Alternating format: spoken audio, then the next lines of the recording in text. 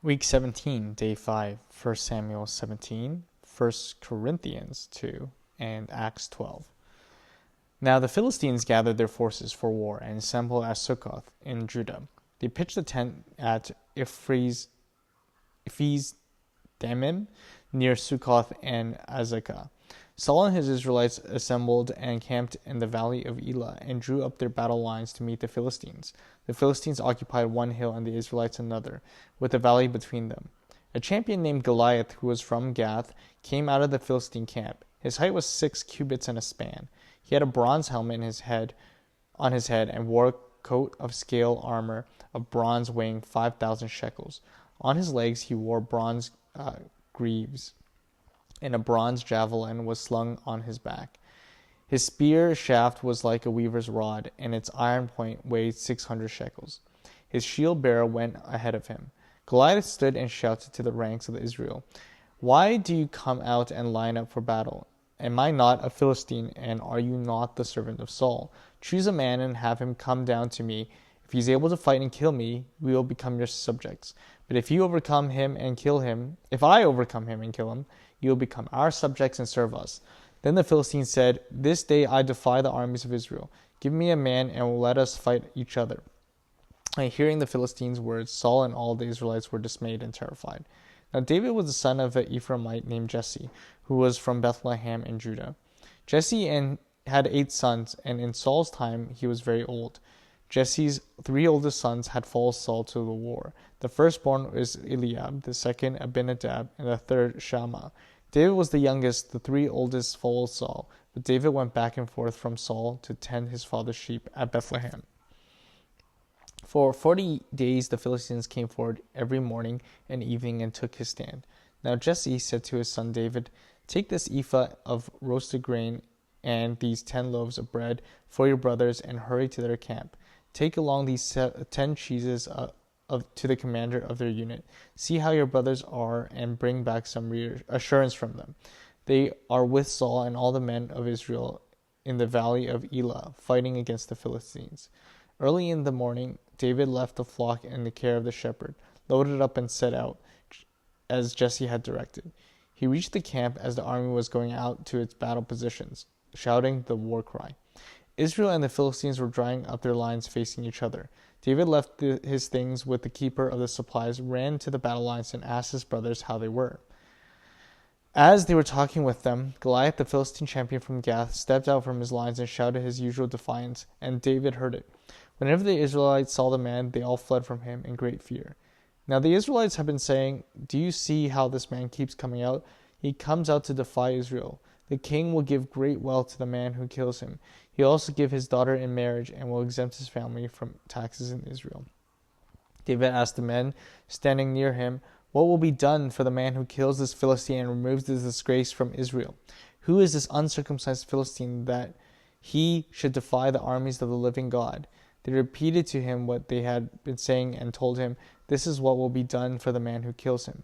When Eliab, David's older brother, heard him speaking with the men, he burned with anger at him and asked, "Why have you come down here? And whom did you leave those few sheep in the wilderness? I know how conceited you are and how wicked your heart is. You came down only to watch the battle." "Now, what have I done?" said David. "Can't I even speak?" He then turned away to someone else and brought up the same matter, and the men answered him as before. What David said was overheard and reported to Saul, and David said to Saul, "Let no one lose heart on account of the Philistines. Your servant will go up and fight him." Saul replied, "You are not able to go out against this Philistine and fight him. You are only a young man, and he has been a warrior from his youth." But David said to Saul, "Your servant has been keeping his father's sheep. When a lion or a bear came and carried off the sheep from the flock, I went after it, struck it, and rescued the sheep from its mouth. When it turned on me, I seized it by its hair, struck it, and killed it. Your servant has killed both the lion and the bear. This uncircumcised Philistine will be like one of them, because he has defied the armies of the living God. The Lord who rescued me from this paw of the lion and the paw of the bear will rescue me from the hand of the Philistine." Saul said to David, "Go, and the Lord be with you." Then Saul dressed David in his own tunic. He put a coat of armor on him and a bronze helmet on his head. David fastened on his sword over the tunic and tried walking around because he was not used to them. "I cannot go in these," he said to Saul, "because I am not used to them." Then he took them off.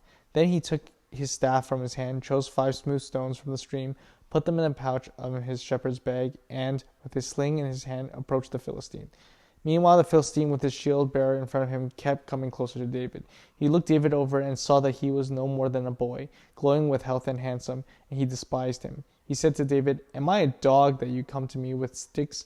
And the Philistine cursed David by his gods. "Come here," he said, "and I'll give your flesh to the birds and the wild animals." David said to the Philistine, "You come against me with sword and spear and javelin, but I come against you in the name of the Lord Almighty, the God of the armies of Israel, whom you have defied. This day the Lord will deliver you into my hands, and I'll strike you down and cut off your head. This very day I'll give you the carcasses of the Philistine armies to the birds and the wild animals. The whole world will know that there is a God in Israel. All those gathered here will know that it is not by the sword or spear that the Lord saves, for the battle is the Lord's, and he will give all of you into our hands." As the Philistine moved closer to attack him, David ran quickly towards the battle line to meet him. Reaching into his bag, taking out a stone, he slung it and hit the Philistine on the forehead. The stone sank into his forehead, and he fell face down to the ground. So David triumphed over the Philistines with a sling and a stone. Without a sword in his hand, he struck down the Philistine and killed him. David ran and stood over him. He took hold of the Philistine's sword and drew it from the sheath. After he killed him, he cut off his head with the sword. When the Philistines saw that their hero was dead, they turned and ran. Then the men of Israel and Judah surged forward with a shout and pursued the Philistines to the entrance of Gath and the gates of Ekron. Their dead were strewn around the Shaaraim road to Gath and Ekron. When the Israelites returned from chasing the Philistines, they plundered their camp. David took the Philistine's head and brought it to Jerusalem. He put the Philistines' weapons in his own tent. As Saul watched David going out to meet the Philistines, he said to Abner, commander of the army, "Abner, whose son is that young man?" Abner replied, "As surely as you live, your majesty, I don't know." The king said, "Find out whose son this young man is." As soon as David returned from killing the Philistine, Abner took him and brought him before Saul, with David still holding the Philistine's head. "Whose son are you, young man?" Saul asked him. David said, "I am the son of your servant Jesse of Bethlehem." 1 Corinthians.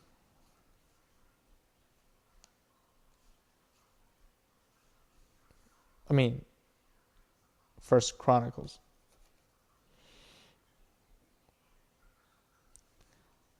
First Chronicles 2. These are the sons of Israel: Reuben, Simeon, Levi, Judah, Issachar, Zebulun, Dan, Joseph, Benjamin, Naphtali, Gad, and Asher. To the sons of Judah, Onan, and Shelah. These 3 were born to him by a Canaanite woman, the daughter of Shua. Judah's firstborn, was wicked in the Lord's sight, and the Lord put him to death. Judah's daughter-in-law Tamar bore Perez and Zerah to Judah. He had 5 sons in all. The sons of Perez, Hezron and Hamul.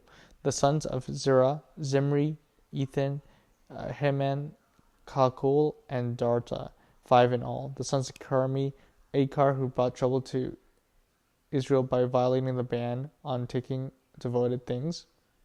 Oh, Achar. Not Achan. Wait a second. Oh. That's the same person. Sorry about that. The son of Ethan, Azariah. The sons born to Hezron were Jerahmeel, Ram, and Caleb.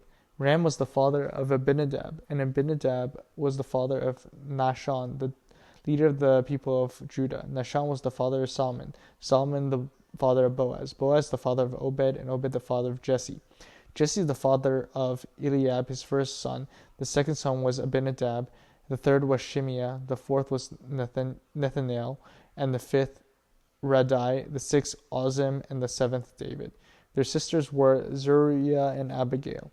Zeruiah's 3 sons were Abishai, Joab, and Asahel.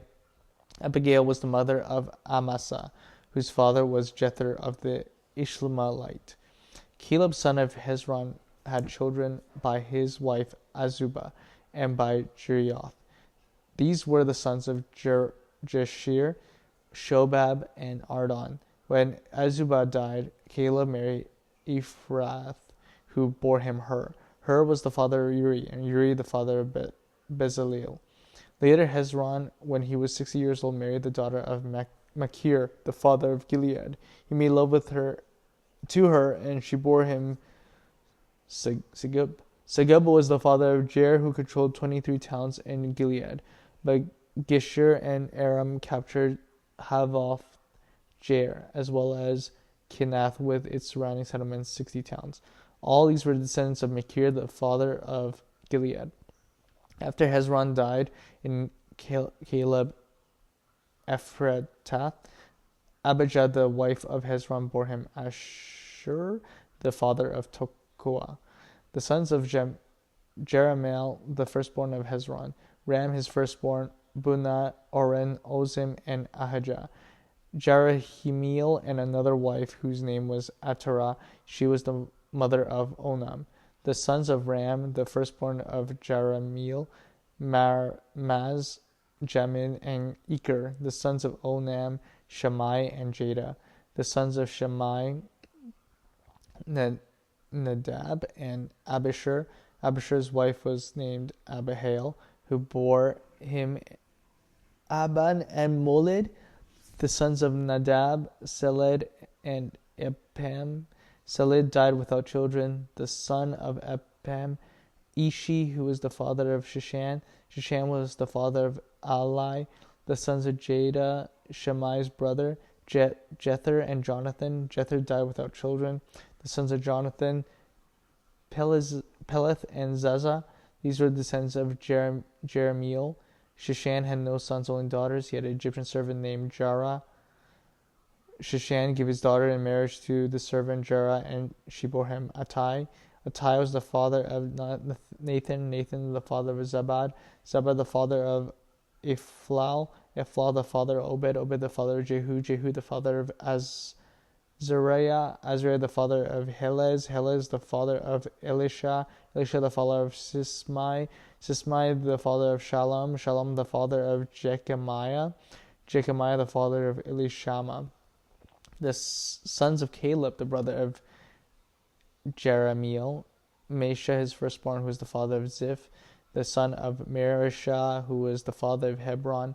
Hebron was the sons of Hebron, Korah, Tapa, Rechem, and Shema. Shema was the father of Rechem, and Rehem the father of Jorkiam.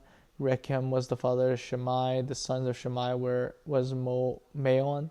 Maon was the father of Beth-zur. Caleb's concubine Ephra was the mother of Haran, Moza, and Gaziz. Haran was the father of Gaziz. The sons of Jadai, Regem, Jotham, Gishan, Pelet, Ephra, and Saph. Caleb's concubine Mecca was the mother of Shir and Tirhana. She also gave birth to Saph, the father of Madma, and Sheva, the father of Mechbana and Gibeah. Caleb's daughter was Aksha. Those were the descendants of Caleb. The sons of Hur, the firstborn of Ephrathah. Shobal, the father of Kiriath Jearim. Salma, the father of Bethlehem, and Hereth, the father of Beth Gader. The descendants of Shobal, the father of Kiriath Jearim, were Herioth, half of the Menahites, and the clan of Kiriath Jearim, the Etherites, Puthites, Shamuthites, and the Misharites. These were descendant of the Korathites and the Ishtodites.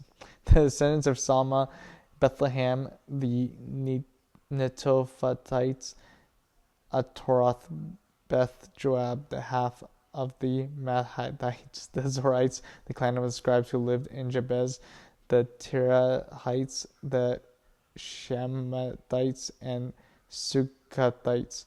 These are the Canaanites who came from Hamath, the father of Rebekhites. All right, Acts 12.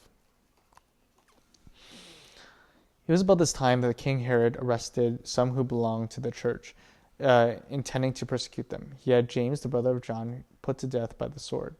When he saw that this met with approval among the Jews, he proceeded to seize Peter also. This happened during the festival of unleavened bread.